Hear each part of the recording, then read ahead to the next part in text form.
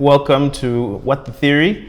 Please, before you proceed, like, subscribe, tell all your friends about this. I promise you there will be at least one sensible thing I'll say in all the minutes that I'm going to be talking.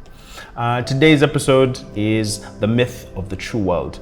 And I've been thinking about this idea from the announcement of the metaverse, and whether your opinion is it's going to be something silly or it's something that is just going to be a fad. It just expresses an idea that for the longest time, philosophy has been in an era, according to Nietzsche. And that era was the idea that the conceptual world, the world of forms, the world of perfection, is the one that is the real world, and flesh and blood and appearances were false. And this is an idea that he expresses in one of his best books, which is Twilight of the Idols, a book that I'm going to do a deep dive on at some other point. But I wanted to talk about the 6 stages that Nietzsche talks about in terms of our love of the real world. He calls it the Hinterbelt in German. And this is a concept around the promised perfect time to come, and it's gone through different evolutionary stages. One of the most common is the idea of heaven, the idea that there's a place that when we die we're going to go to and everything is going to be perfect. That's changed over time to different ideas of utopia, different ideas of the real world on earth. And he thinks this has been an era that humankind has been participating in for a long time. And that's broken down in 6 stages, which I'm going to talk about today. For those of you who probably are familiar with Nietzsche, there's a sort of a comical battle that he's always had with Plato. And Plato has, I guess anyone who is even tacitly familiar with philosophy will see Plato as an overarching figure. Alfred North Whitehead once said that all philosophy is a footnote to Plato, because he spoke about things spanning from politics to emotions to love to even the way we'd arrange societies, to mathematics, to the true nature of reality, all of that. But the reason he starts by calling Plato a coward is Plato's real idea was that there is a world of forms. Those are the platonic ideal forms. So this table, for instance, it is an instantiation of a table. It is a version of a table. But the thing that makes it a table, the tableness, is something that would also be true in another mahogany table. It could be true of a plastic table. There is nothing that you would look at in this that is essentially, from its material, making it a table. It's the form that it captures, the relations between having the number of chair and the number of legs and the tabletop surface. And so the ideal world of forms is the first idea. That's the first stage, the platonic ideal. And in that idea, it was that we are all participating in a version, a failed sort of a fading version of perfection. Perfection was perfect and eternal. And the perfect example of that is mathematics. So if you look at the Pythagorean theory, that relationship, a squared plus b squared equals c squared, is true no matter what. Even when the heat death of the universe comes about, a squared plus b squared equals c squared is always going to be true. And so there's this love for mathematics as the perfect ideal, that is the real thing, and everything around us is, fleshly, it's a world of appearances, and it falls away. Now, those platonic ideals, ironically enough, even platonic love, when it was initially spoken about, was on a ladder of the forms of love a person could have for something. And platonic love is meant to be that perfect, ideal version of love.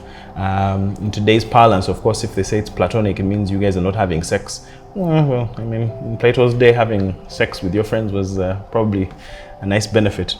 So that's the first idea when we think of the limits of our world, the limits of the myth of the true world. It starts as a conceptual thing, that the real world is something that is instantiated in reality in a fading format. We die, we become dust, we fall away. But there is a realm somewhere where things are perfect. Now, stage 2 is where the ideal world becomes a promise that we're yet to achieve. In the first stage, in the Platonic stage, the ideal world, which has, the perfect idea of justice, the perfect idea of wisdom, the perfect idea of love, all those are things that are reachable by a person of wisdom, a person who is a lover of philosophy, a person who orients themselves enough to love the perfect ideal form. The second instantiation is the promise of the ideal world coming to be. That is, if you believe the right things, if you have the right creed, if you have been a slave in this world, that there is a promise of a world to come that is perfect, that is going to right all the wrongs of this life. And Nietzsche's point of view is that is resentment. That is someone who's failed to take charge of their life and is instead looking at a world to come as a promise. And this is where the marriage of Platonism and Christianity comes together. The famous saying is that Christianity is Platonism for the masses. It's a promise of a world that is not yet here. And if you believe the right things, eventually you'll get to the real world. And this world is merely, a sort of stage rehearsal before you get to reality. So that's stage 2. Over time, that idea became a little bit more passe, because the metaphysics of believing that when we die there's an incorporeal soul that goes to a place that we cannot see and is miraculous, the idea of those metaphysics started to get separated from the Christian ethic. And the lead in this was Kant in stage 3, where the ideal world is no longer attainable. It is unattainable, but it still regulates the real world. So we've gone from the real world is not the one that appears, it is the one that is ideal forms. The second stage is, well, you can't reach that world unless you believe certain things. It is a promise for living a good life now. To the third stage, where the metaphysics of that world are now separated from the morals of that world. And he calls this Kantian. He actually says this is Königsbergian. And Kant lived in Königsberg, an area of at the time Prussia, but it was eventually Russia, and it was cold and gray, and he describes it as seeing a sun but through the gray clouds. It's still holding that old idea of the world cannot be accessed, we only see appearances. Kant's idea of the transcendental idealism was that we never get to see the world in itself. We only see it as it's being mediated by our senses. When you hear something, you're interpreting something according to the way your mind works. When you see something, you're interpreting it by the way you see it. But you can never get beyond your own observation. You can never get beyond seeing the world, but by your own senses. So the real world, the true world, is unattainable. That means all appearances, the way we think, time, space, all of that is merely our mind's ability to see things. It's how we order our experiences. It's not necessarily how experience is. But over time, that idealism started to break away. And in vogue came the idea of the world recognized as both unknowable and no longer obligatory. Now, this is probably the dawn of reason. This is what was called the Enlightenment period. And at that point here, the world is left unknowable, and the morals that, which you would have maintained coming from that old world are starting to break down. In Kant's day, he, sort of said, you cannot prove the existence of a God. You cannot prove it either way, in the negative or in the positive. But you had obligations. There were categorical imperatives. You still would live knowing that there is a world out there that we cannot access, but just because we don't know it doesn't mean that we can't understand that it has implications for us. In this fourth stage is the age of reason, where reason now takes control, and logical positivism started coming up. The idea of logical positivism is that anything is true only if it meets two criteria.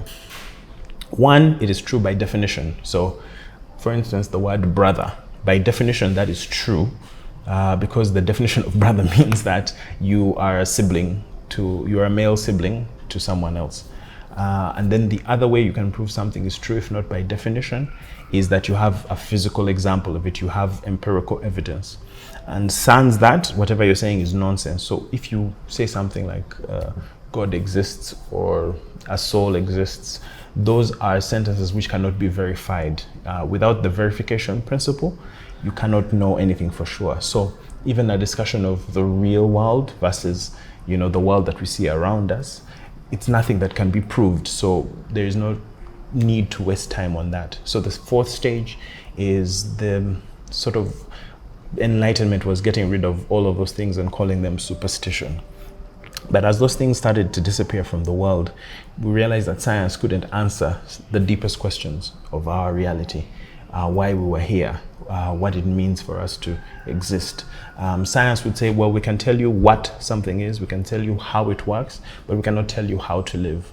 And those are the most important questions for us. You can know everything else, but if you don't know why you're here or why that matters, that gap is going to be painful. And this reminds me of when Nietzsche talks about God is dead. When he said God is dead, or when the character said God is dead, it was a lamentation. It was saying that we have stopped believing in the supernatural. We have stopped believing in God's power. We are only holding on to it in terms of our morality. But you can't keep that morality without the power that gives it force. And so that is why it was a cry of pain. So as time moved on, logical positivism started to break down because, well, it itself cannot be verified. So to say that you can only believe something is true if it can be verified, that statement cannot itself be verified. And so it became a logical quandary. And that's when we got to stage 5. And that's the idea world is recognized as useless, as not even an idea that you should entertain. And this is what Nietzsche calls the daytime of reason. And this is when you see the rise of all kinds of people who say things like they're spiritual, but not religious. Nationalism starts to rise. The belief in ourselves as being able to have man-made solutions, man-made reasons, man-made purposes. And the 19th century was an exemplification of that. There was a move towards getting rid of wonderment, getting rid of the enchantment of the world. And this is where the idea of the true world no longer holds any purchase. The true world is what we shall create. There isn't one that has already been made for us, but we're trying to get towards it. And you can see how when I think about the metaverse, for instance, that's something that I wonder about. I work in technology currently, and a lot of the stuff that we build is virtual. It is not an instantiation of something physical. It is building and creating abstractions of the real world, so much so that those things become almost more real than real. If you want to learn about customers' behaviors, well, rather than go and talk to each of those customers, you look at the data of what they're doing and then believe that you know them. So those abstractions become more real than real. And this is the move into the 6th stage, actually, which is the ideal world is going to be abolished. Now, Nietzsche's idea of stage 6 was that we would reach a point where we would reevaluate all our values, that this is the beginning of postmodernity, that we will unstructure everything and what we call good and evil will change. My point of view is I think that that is a failed project, because to tell someone that they can make their own ideals it remains to be seen. Can you call something good by definition and not have an objective factor behind it? I don't think so.